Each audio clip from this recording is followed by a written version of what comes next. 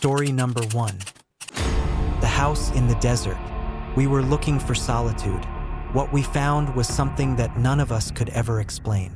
It all started with a decision, a stupid, impulsive decision, but it felt right at the time. A group of us, 5 friends, tired of the noise of the city, craving adventure, had decided to drive across Nevada, through the vast emptiness of the desert, hoping to find a quiet spot to camp, just to get away from everything. We thought we knew what we were in for. Endless stretches of road, dry heat, and silence. We had heard the stories, of course, about strange things that happened in the desert, about abandoned towns, ghost sightings, and things best left untouched. But we didn't believe in those things. Not really. We were the kind of people who made fun of ghost stories. That's the kind of people we were. The sun was dipping below the horizon when we started noticing the emptiness around us. The road stretched out like an endless ribbon, a black line disappearing into the horizon. There were no lights for miles, nothing but the jagged peaks of distant mountains and the shifting sands. We had been driving for hours when I first saw it. A house, or at least, what looked like a house. It was there, standing in the middle of the desert, like some kind of mirage, an old, weather-beaten house, its walls covered in sand, windows dark and empty. I was the first to spot it. First, I thought I was seeing things, that it was just the heat playing tricks on me. But when I pointed it out to the others, they saw it too. There was no reason for a house to be out here, no explanation for it, no roads leading to it, no signs of life, nothing but miles of barren desert stretching out in every direction. But there it was. "Let's check it out," said Ben, always the curious one. The others agreed, and without much thought, we made a U-turn and headed toward it, the sound of our tires crunching against the gravel as we got closer. The house was made of wood, old and decaying, with a sagging roof that looked like it could collapse at any moment. A small porch jutted out in front, covered with layers of dust and sand, and the windows were dark, almost like the house had been abandoned for decades.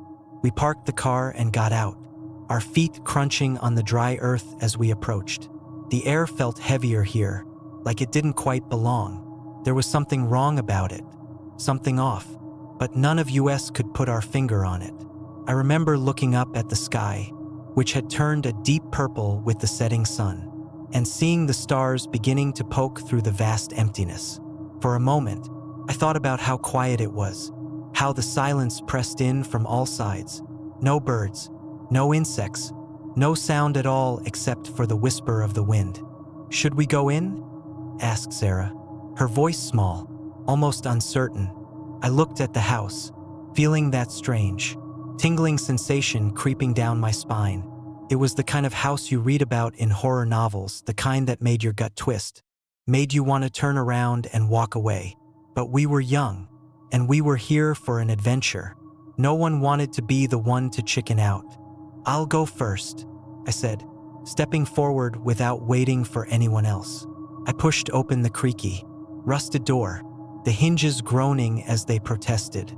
The air inside was cold, unnaturally cold, like stepping into a freezer after being out in the desert heat. The house was dark, and for a moment, I thought I saw something moving in the corner of my eye. I shook it off. Just shadows, I told myself. Just the dust and the dim light playing tricks on my mind. "Come on," I said, my voice a little louder than I intended. The others followed, their footsteps echoing in the empty space. We walked through the house, room by room, our flashlights flicking over peeling wallpaper, broken furniture, and old bookshelves lined with dust. The air was thick with the smell of decay, like something had been left to rot for years. And then we heard it, a soft, almost imperceptible sound, like the faintest of footfalls, echoing through the floorboards. It wasn't our footsteps, not unless one of us was walking on the ceiling. It was something else, something out of place. I turned to the others, my heart pounding in my chest. "Did you hear that?" I asked, my voice barely a whisper. They all nodded, their faces pale. "Yeah," Ben said, his voice tight, but it's probably just the house settling, or rats. But I wasn't so sure.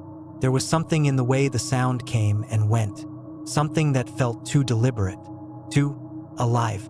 We moved deeper into the house, past the old kitchen and into what looked like a small living room. That's when I saw it. A shadow, just a flicker at first, like a trick of the light. But then it moved again across the far wall, just inside the door. A figure. I froze. My breath caught in my throat. "Did you see that?" I whispered, but I didn't want to know the answer. I didn't want to know if the others had seen it too. "Who's there?" Ben called out, his voice louder now, more forceful. No answer, but the figure was gone. It had vanished. "Let's go," I said, my voice shaky now. "This place, it doesn't feel right." We turned to leave, but that's when the noise started. A door slammed, a loud bang, and then a soft, echoing whisper like someone, or something, was moving through the house with us. My skin crawled. The air was thicker now, and colder. We rushed for the door, but it felt like it took forever to reach it. Every step, every movement felt slower, like the house itself was pulling us in, holding us there. Just as we reached the door, I glanced back one last time. The shadow was there again, standing in the doorway behind us, its form too solid to be a trick of the light. I turned away, pulling the door open with a force I didn't know I had. We spilled out into the night, breathless and terrified, the wind howling around us like a banshee. But when we turned back to look at the house, it was gone. The house, our house, the one we had just been standing in, had vanished into thin air. There was nothing there but the sand and the desert, stretching out into the nothingness. We searched for hours, calling out, trying to find some trace of it, footprints, remnants, anything. But it was as if the house had never existed at all. We found nothing but empty desert and a cold breeze that seemed to laugh at us. The house was gone, and whatever had been inside it was still there, somewhere, waiting. The next morning, we left. We didn't speak about it much on the way back, but I know we were all thinking the same thing. That house wasn't just a building. It was something else, something not meant to be found. And now, it was gone, vanished, like it never was. But the desert is full of things that never were, and things that can never be explained. And sometimes, I think about the house, about what was inside, and I wonder if it's still out there, waiting for someone else to find it. I don't think I'll ever be the same after that night, and I don't think anyone should ever go looking for it. Story number 2. The Death Road. I'd heard the stories. Of course, who hasn't? The Ungas Road, the infamous Death Road, is a place you don't just hear about. It's something that gets under your skin. It's one of those roads you only drive if you're looking for trouble or maybe if you think you're invincible. But I wasn't invincible, and I wasn't looking for trouble. I was just there with a group of friends, trying to experience something extraordinary, something that would stick with us forever. Little did I know, it would be the kind of experience you never escape from. I was with 5 other people. 4 of us were from the States, and the other 2 were locals from Bolivia who knew the road better than anyone. We were all avid cyclists, and when we heard about the opportunity to bike down the Ungas Road, we jumped at it.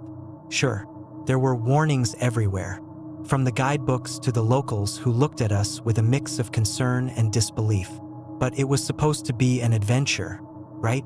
The ride started out as you'd expect, exhilarating, the adrenaline high, the cold mountain air rushing past us as we descended into the valley below. The road was narrow and treacherous, hugging the cliffs with a sheer drop on one side.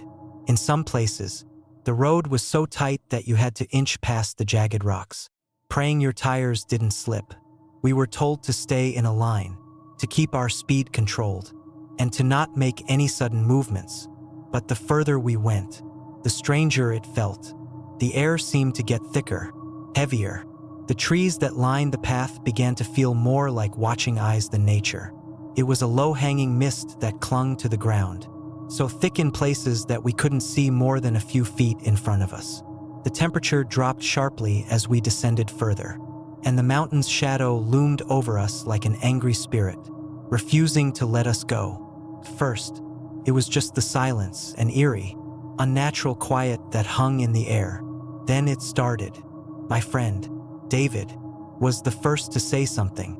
He had been at the front of the pack, racing down the path, when he abruptly slowed down, his voice shaky. "Did anyone else hear that?" he asked. The rest of us shook our heads. "It's nothing," I said, trying to brush it off. "It was just the wind. The trees, something natural. Surely." But then it happened again. A low, distant hum, almost like the sound of a motor running far off in the distance. It didn't make sense. There were no vehicles on this road, not in the places we were riding. The Ungas road wasn't made for cars, let alone for anything with an engine. But the sound, it grew louder. David looked back, his eyes wide, and pointed. "Look, there's someone there." We all followed his gaze, and that's when we saw it, a shadow, moving against the mist, a figure standing far off in the distance, partially obscured by the fog. It looked like a man in a faded, old-fashioned uniform, the kind you might expect a driver to wear. The man's body was blurry, as though he were more a reflection of something than a physical being. I dismissed it as a trick of the eyes, some play of the mist and the exhaustion from the ride. But then it moved. The figure slowly started to walk toward us, its movements jerky, unnatural. That's when the first thing happened that really set the hairs on the back of my neck standing up. The humming sound, the engine noise, grew louder and louder, until it felt like it was surrounding us. The mist thickened, as if closing in around us, and the world outside the road seemed to fade. The only thing I could focus on was the figure, slowly approaching. "Let's get out of here," Tom said, his voice tight with fear, but it was too late. We heard it before we saw it. A sudden crash, David's bike going down, tumbling off the side of the road and into the ravine below. He screamed, a harsh, strangled sound, but then, nothing. Panic erupted as we all skidded to a stop. Tom and Carla immediately rushed down the road to the spot where David had fallen. But when they reached the edge, they couldn't find him. There was no sign of him, no trace, only his bike, lying at the base of a rocky outcrop, tipped over, but no David. We searched for what felt like hours, calling out his name, hoping for some response. There was no sign of him, no blood, no sign of a struggle, nothing. And the fog, the thick, suffocating fog, seemed to grow darker, as if the very air were closing in on us. It wasn't until we heard the humming again, closer now, right next to us, that we froze. The figure, the ghostly figure, was standing just ahead of us. The same man, dressed in faded clothes, a kind of grayish-blue uniform, and he was looking right at us. But his face was blank, an empty void, as if the face had never existed. The ghostly figure's presence was so overwhelming that none of us could move. We were paralyzed. Then, just as quickly as it appeared, the figure vanished. The humming stopped. We stood in the silence, staring at the spot where the figure had been, unable to believe what we had just seen. We didn't even talk about it. We didn't have to. The look in everyone's eyes said everything. We didn't find David. Eventually, the authorities came to help, and after hours of searching, they found something. A small trail of blood that led to the edge of a steep cliff. But that was all. They never found his body. It was as if he had simply vanished. But what they did find, deep in the brush, was something else. A small, old-fashioned driver's hat, the kind you'd expect a chauffeur to wear, torn, faded, and soaked in blood. That night, as we packed up to leave, the fog never lifted. The road that had felt so thrilling at the beginning now felt like a trap, a road that had taken our friend, and perhaps was waiting for someone else. We never spoke of it again, not to anyone, but to this day, I can still hear the hum of that engine in the back of my mind, the one that was never supposed to be there. And I wonder, was David the last to disappear, or just the most recent? because the death road has its ways, and it's hungry. Story number 3. The Vanishing Hitchhiker. It was a night like any other, at least. That's what I told myself afterward. That night, I was driving back from a long business trip.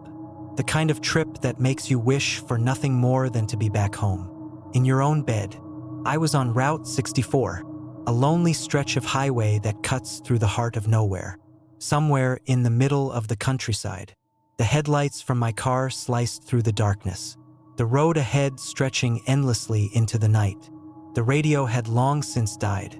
Static crackling in place of music. I had no idea why I didn't think to change it. But there I was, alone in the quiet, with nothing but the hum of the engine to keep me company. My eyelids felt heavy, but I had no choice. The nearest town was miles away, and the thought of pulling off at some dilapidated gas station in the middle of nowhere didn't sound appealing. I needed to get home, to the comfort of my own space, my own life. I had driven this road a dozen times before, but tonight, something felt off. It was near midnight, maybe a little later, when I saw her. First, I thought it was a trick of the headlights, some kind of shadow cast by the trees or a stray deer wandering across the road. But no, as I got closer, I realized it was a woman, standing on the side of the road, wearing a long, dark coat and looking out into the darkness like she was waiting for something or someone.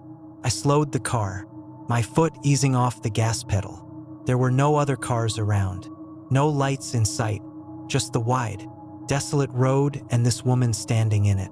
Her arm was raised, palm out, as if she were trying to hitch a ride. My stomach turned a little, a knot forming in my gut. It wasn't that I was scared. Exactly, it was more like a feeling of wrongness, an instinct that told me this was something I should avoid. But I was tired, and tired people do stupid things. I pulled over.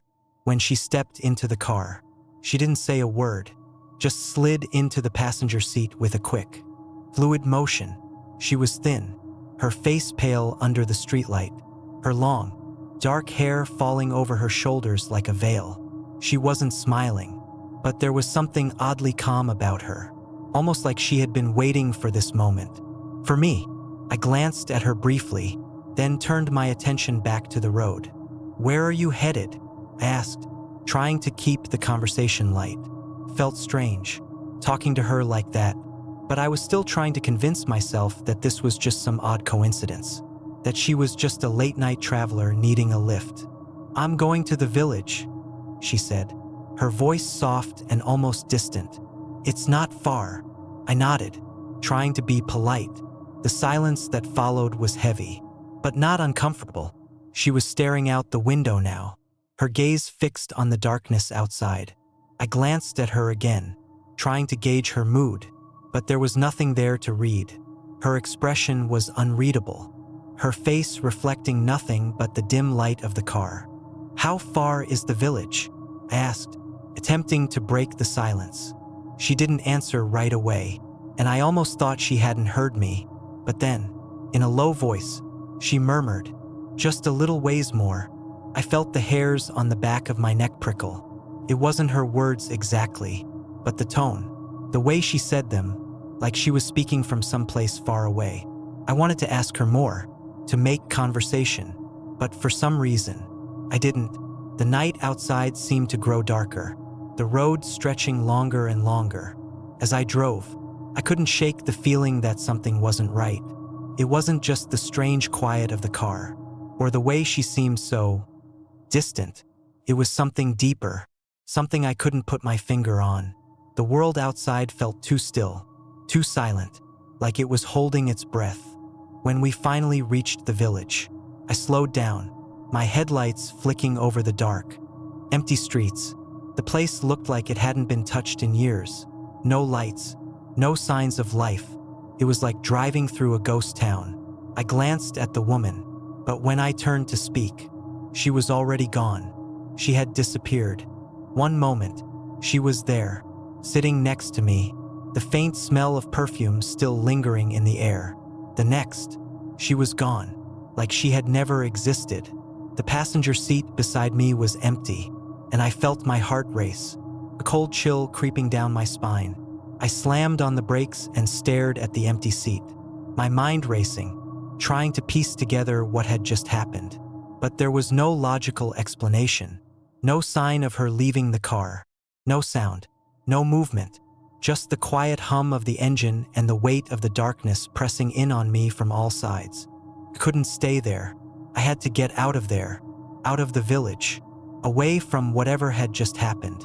I put the car in gear and sped away, my foot heavy on the accelerator. The next morning, I couldn't stop thinking about her, the woman on the side of the road, her pale face, her calm voice, the way she had disappeared without a trace. I tried to tell myself it was just a trick of the mind, that I had imagined it, but the unease in my gut told me otherwise. When I stopped at a diner on the edge of town, I asked the waitress about the village. I told her about the woman I had picked up, the way she had vanished. She looked at me, her face suddenly serious. "Village?" she said, as if the word was foreign to her. "There's no village out there. Never was." I was taken aback. But I saw it. I drove through it. It was right there, just past the old mill. The waitress shook her head. "You must be mistaken. Honey, that stretch of road is nothing but woods and fields. No village.